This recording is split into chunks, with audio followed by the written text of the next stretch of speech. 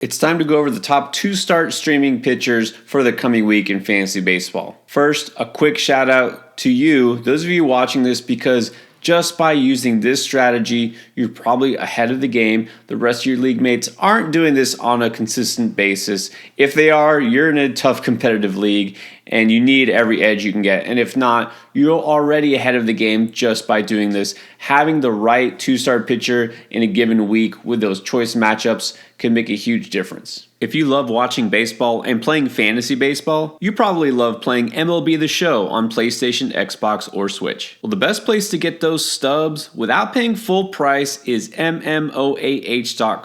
On top of their already discounted price, you get an extra 5% off by using code Endgame. You can build your perfect Diamond Dynasty even faster by clicking the link in the description below and using our promo code. So let's break down the options, and I'm going to start in order of preference if these players are available, only talking about pitchers that are actually available on most waiver wires. So let's start with Gavin Stone for the Dodgers. I'm kind of surprised he hasn't been picked up in more leagues based on how hot he's been. In his last 3 starts in a row now, he's gone at least 6 innings and only given up 1 earned run each time. That means over his last 20 total innings pitched, he's given up a total of 13 hits, only 3 walks, and those 3 earned runs. That brings him to a 3.55 ERA and a 1.26 whip on the season. Now, the one thing he is lacking is strikeouts. It's actually really low, 17% strikeout rate. But this is why he is available on a lot of waiver wires.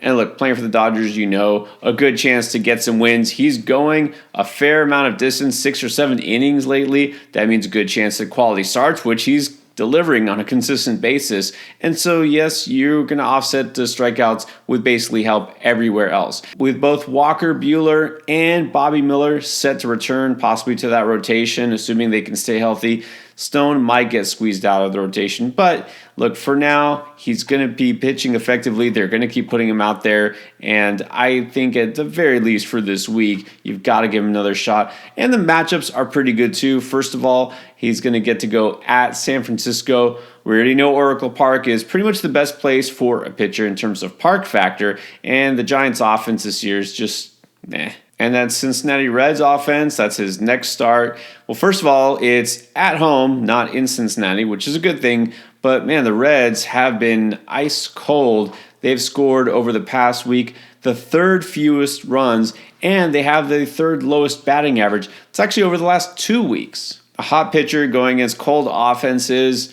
This is the recipe for a successful 2-start streamer. Now, of course, no team has been as hot recently as the Minnesota Twins, mainly their offense, but Chris Paddack has done his part. He's coming off a 10K outing, and he's been definitely turning it up a notch. Over his last 2 starts, he's gone a total of 11 in the 3rd inning. He's only given up 1 earned run. Now, he's not necessarily a high strikeout pitcher himself, but he's now up to about a K per inning, and he's keeping that walk rate super low, only 5% on the season. Paddack is someone who, over the years, has struggled with injuries. He was working out of the bullpen toward the end of last year, so he's still kind of being stretched out. I think that if he continues on this current trajectory, we could see him go a little deeper into games, get more strikeouts, be more effective. I mean, of course, this is best case scenario, but still, if we ignore the first couple of starts and look what he's done recently, this is very promising.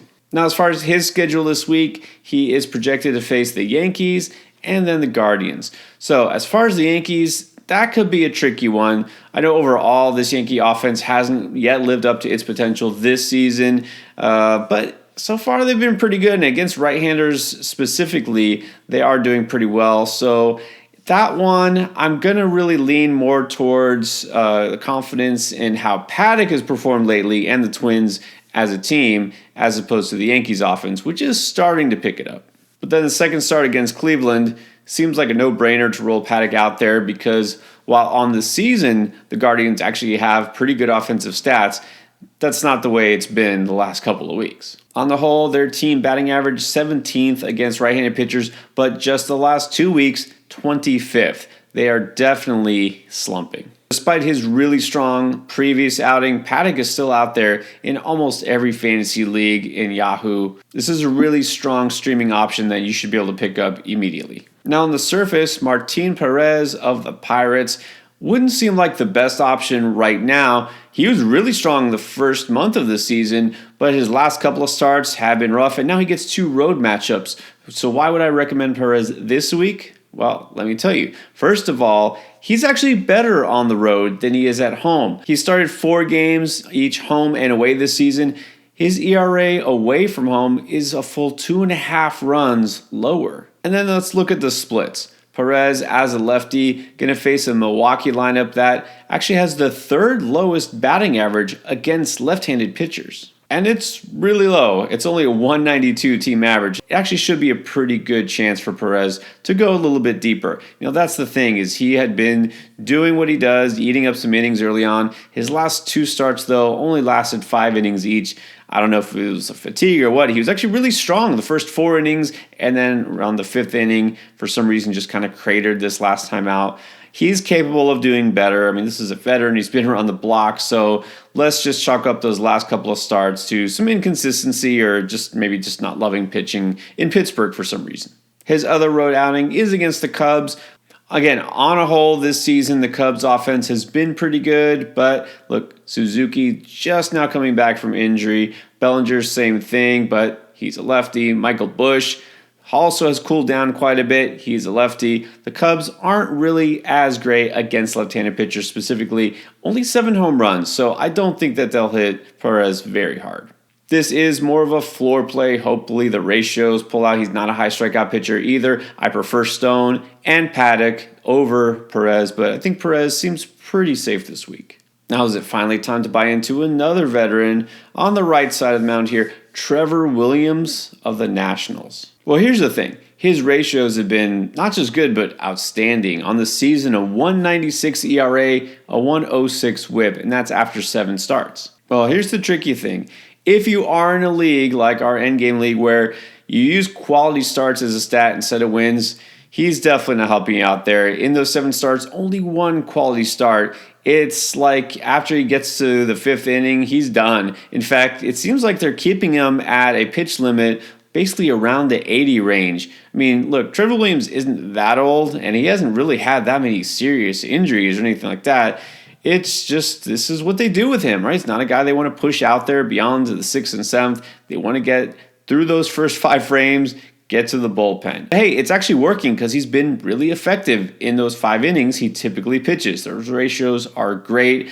This also, again, not a guy known for striking out a lot of batters, but he's doing pretty well compared to his career norms here, striking out almost a batter per inning. Now, if you just look at how Williams has performed this season, you think he might be not only the best streaming option of the bunch this week, but also maybe just someone we should be picking up on waivers, period. But here's the tricky thing this week. His matchups are on both extreme ends of the spectrum. He gets the White Sox, which seems like a no-brainer, but then on the road against the Phillies. Will those 2 starts balance each other out? I mean, it's possible. You really never know what could happen. White Sox could randomly score a few runs in a game. Phillies could go cold. It's not always what we expect, but I will just say this.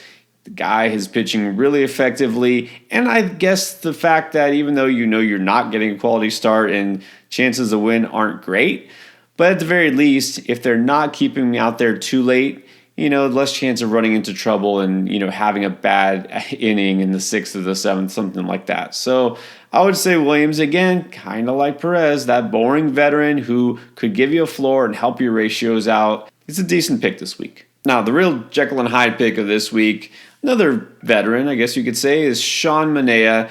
Remember, this year he's with the Mets, and overall his numbers look pretty good. The good is that his ERA is 3.31.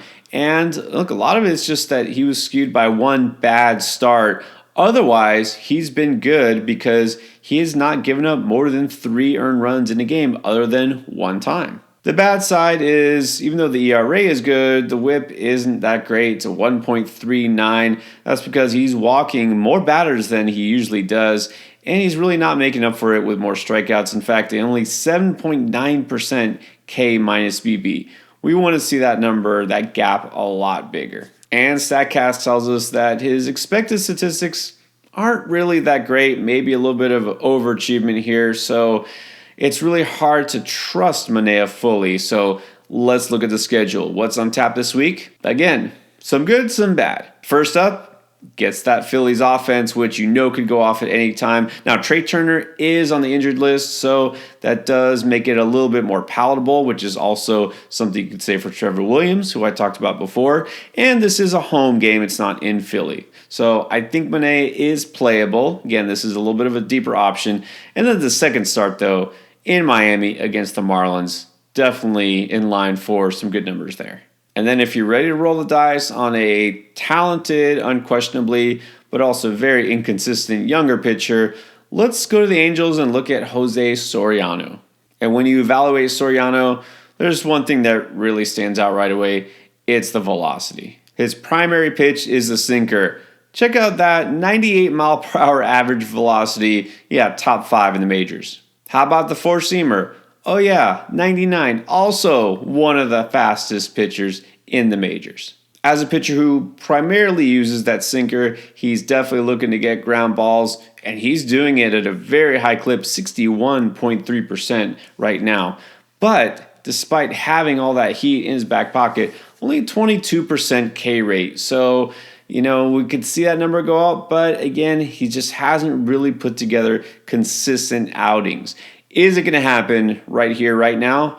Well, it is possible because, let's see, he starts out the week against the St. Louis Cardinals. That's not a great offense at all. So Soriano could put up some good numbers there. The next start will be at the Texas Rangers. Little trickier there, of course. This Rangers offense also been very inconsistent. Could explode, could disappoint. You never quite know. If I'm going to be completely honest here, I still think Soriano might be a season away from fully reaching his potential. A lot of guys who wind up being heavy sinker ball pitchers don't always have that strikeout rate to match. He's going to really have to find command of all his secondary pitches as well first. So we could see a great start, we could see a terrible start, or something in between. So I'll say pick your poison here. If you want somebody who could give you that upside, but also bring some risk to the table, it's Soriano. And while that's not a glowing endorsement necessarily, I will tell you I put Soriano on this list for this video this week instead of several other options out there, young pitchers like Jose Butto, a guy like JP Sears, Arrighetti, because I would choose Soriano over those guys. If you're looking for a more permanent solution as starting pitcher, maybe you need a reliever, a hitter, just something else to help your team out besides streaming pitchers, well, check out the latest waiver wire video right here with the best pickups for this week.